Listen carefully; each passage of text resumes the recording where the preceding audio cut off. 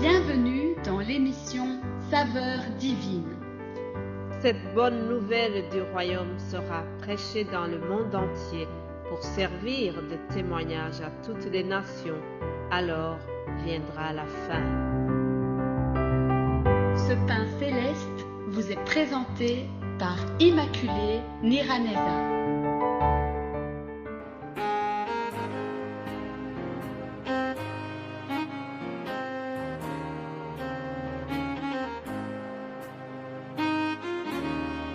Shalom, shalom, très chers amis qui suivent l'émission Saveurs divines.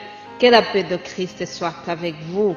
Rendons grâce au Seigneur qui nous garde, qui continue à nous protéger. Nous arrivons déjà presque à la fin de la semaine. C'est vraiment une bénédiction. Alléluia. Que le Dieu, créateur du ciel et de la terre, le Tout-Puissant, vous bénisse abondamment. Vous tous qui suivez cette émission, j'espère que vous êtes en train d'être édifiés.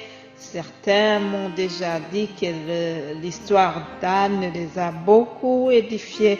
Alors, je prie que vraiment le Saint-Esprit continue à vous faire du bien en écoutant ces messages et que tout soit pour la gloire de Dieu notre Seigneur.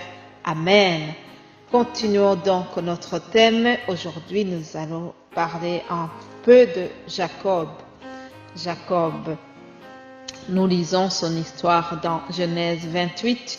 Au fait, pour vous donner un contexte, un peu de résumé de ce qu'on va voir, c'est que Jacob a eu un problème avec son frère Ésaü.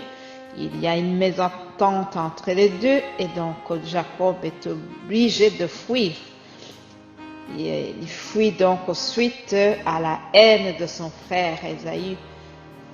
Il va quitter la région de Canaan pour aller se réfugier chez son oncle là-bas à Charan.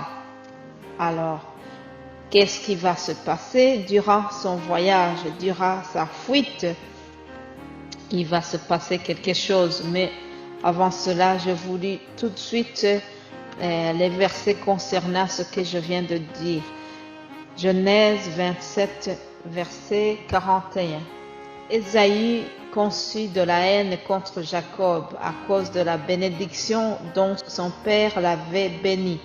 Et Ésaü disait en son cœur, les jours du deuil de mon père vont approcher et je tuerai Jacob, mon frère.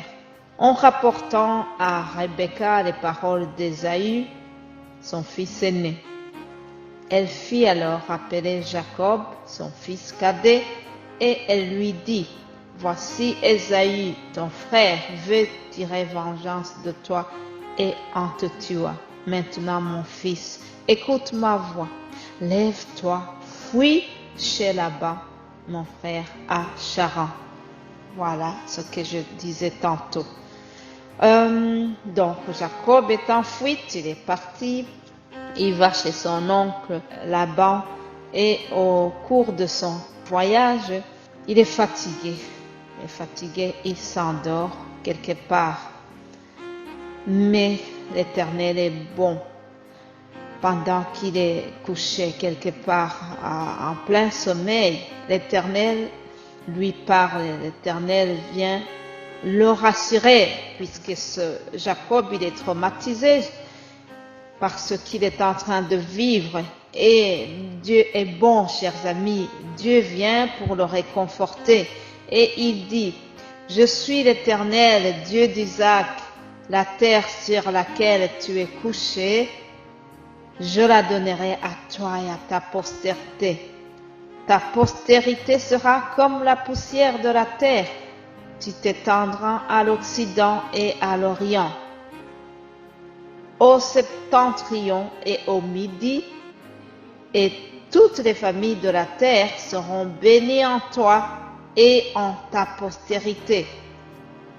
Voici, je suis avec toi, je te garderai partout où tu iras et je te ramènerai dans ce pays, car je ne t'abandonnerai point que je n'ai exécuté ce que je te dis Amen, chers amis.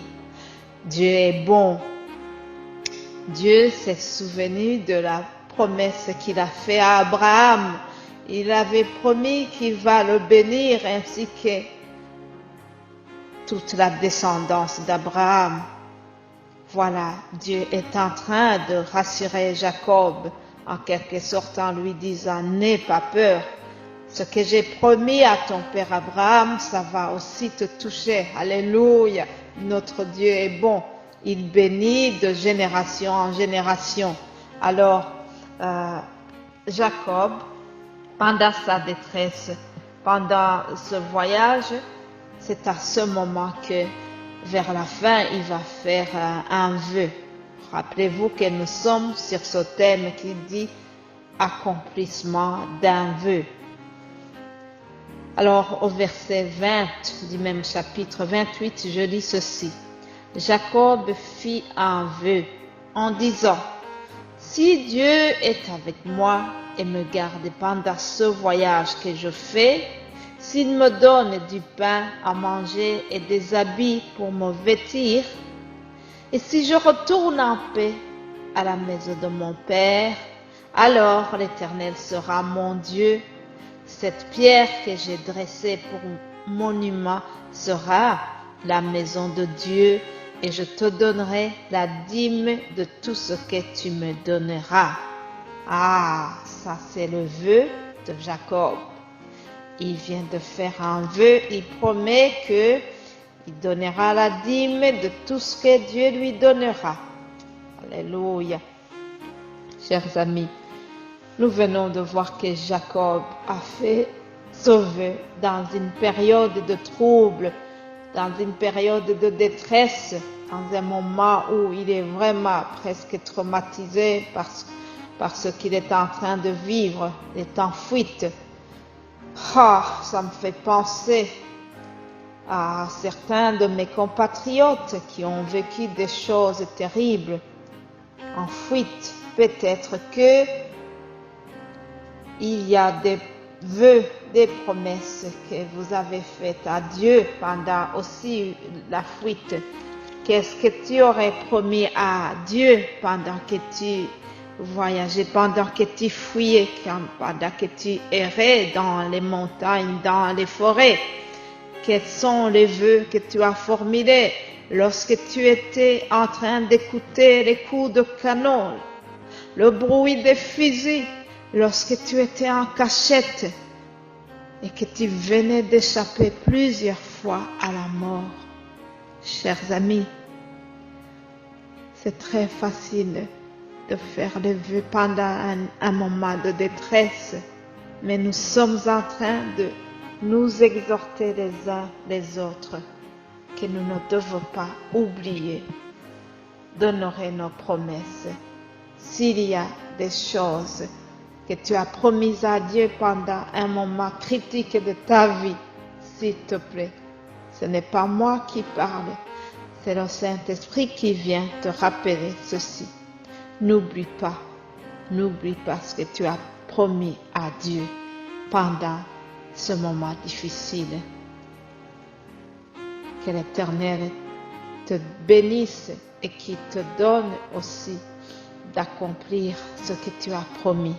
Prions.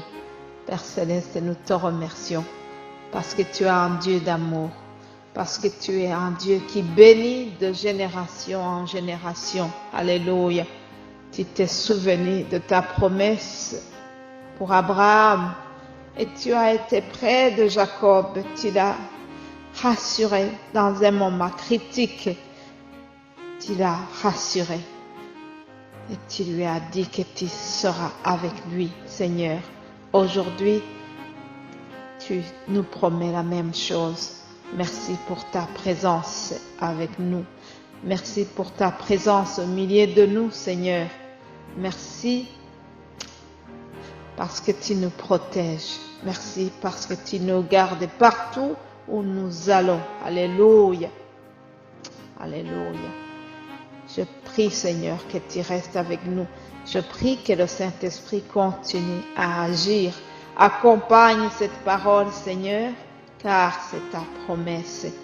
C'est au nom de Jésus-Christ que j'ai prié. Amen.